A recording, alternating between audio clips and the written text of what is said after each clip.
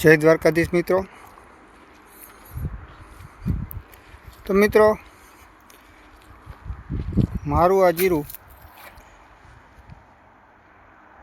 કે જે 10.5-11 વીઘા જેટલું છે, જોઈ શકો છો તમે. આ જીરામાં આજથી 15 દિવસ પહેલાં, જ્યારે જાન્યુઆરી મહિનાની 15થી 20 તારીખમાં ઝાકળનો રાઉન્ડ આવ્યો, ત્યારે ચરમીની અસર ચાલુ થઈ ગઈ હતી. દેખાય છે આવી રીતે, જ્યાં બહુ ઘાટું અને મોટું જીરું હતું એવી જગ્યાએ ચરમીની અસર ચાલુ થઈ ગઈ હતી. પછી મને વિચાર આવ્યો કે હવે આને રોકવું કેવી રીતે. એટલે મેં મનોમંથન ચાલુ કર્યું. તો પહેલાં તો મારો વિચાર હતો કે ઇક્વિશન પ્રો છાંટું, કોટેવા કંપનીનું જે ઇક્વિશન પ્રો આવે ને. પણ પછી વિચાર્યું કે હવે આ જીરામાં એટલું લીલું છે અને ચરમીનો રોગ ચાલુ થઈ ગયો છે, જીરું બચે નહીં આમાં અને ખર્ચ વધી જાય. કારણ કે પહેલાં એ મેં ગેલેલિયાના 2 રાઉન્ડ મારેલા છે, ટાટાની સાર્થકના રાઉન્ડ મારેલા હતા, છતાં પણ જીરુંમાં કાળી ચરમીનો રોગ ચાલુ થયો. એટલે મારી ગણતરી પ્રમાણે જે મોંઘી દવાઓ જે ગેલેલિયો ટાટા અર્ગનને આવે ને, એ ખરેખર કંઈ કામ કરતી નથી. જો ખરેખર કામ કરતી હોય તો ટાઈમસર રાઉન્ડ આવી ગયા, ટાઈમસર જીરાને પાણી છોડી દીધું. આ જીરાને 2 પાણી ઉગવાના અને 30 દિવસ પછી 1 પાણી ઉગ્યા પછી આપેલું છે, બાકી કંઈ ફુવારા કે પાણી આપેલું છે નહીં. અને 45 દિવસથી હેવી ફૂગનાશકનો રાઉન્ડ ગેલેલિયો, એના પછી 10 દિવસ પછી ટાટાની સાર્થક, પછી જ્યારે ચરમીની શરૂઆત થઈ ત્યારે ફરીથી ગેલેલિયો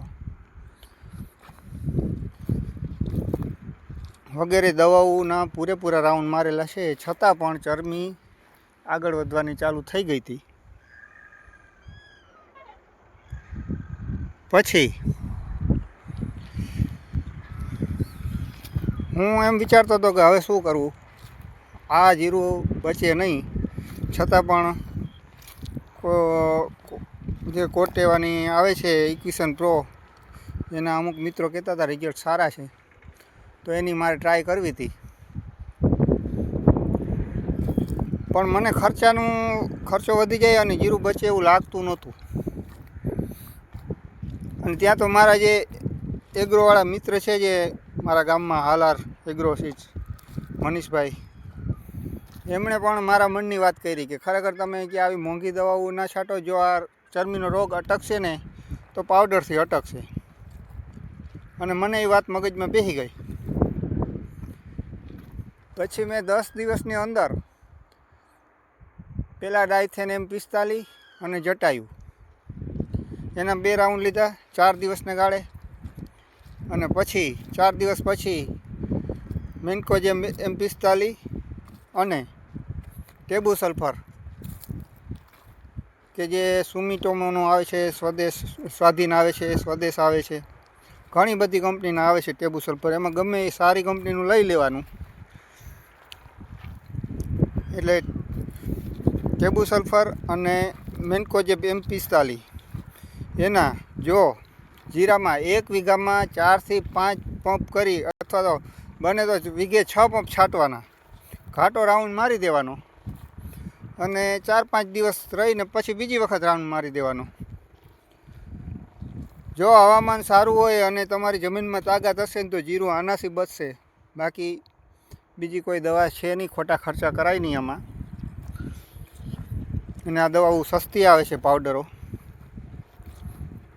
બજેટમાં પણ બધાને પરવડે એવી છે.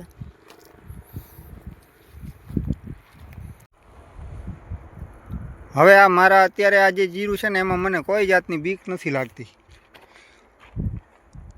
જીરામાં જોઈએ ને તો ખબર જ પડી જાય કે નીચેના દાણા જે એક વખત ચરમીનો રોગ જ્યારે લાગુ પડ્યો હતો, એ થોડાક પીળા અને ચીમડાઈ ગયેલા દેખાય છે, પણ ઉપરના દાણા એકદમ મસ્ત ભરાવદાર થયા છે અને જીરું એકદમ કડક થઈ ગયું છે.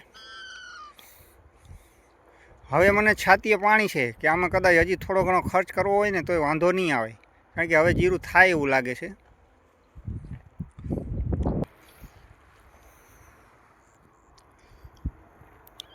મારું આ જીરું હજી કેટલા દિવસ ઉગશે અને કેટલા મણ થાય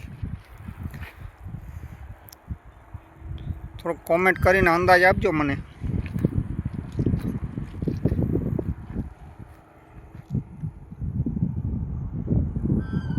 અને હવે આમાં કોઈ દવાની જરૂર છે?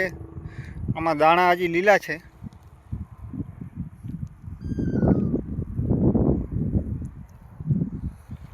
તો એ દાણા માટે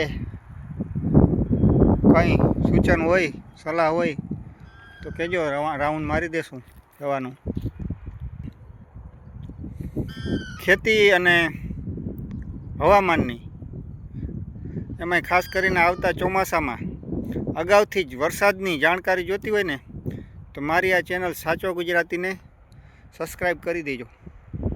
જય દ્વારકાધીશ.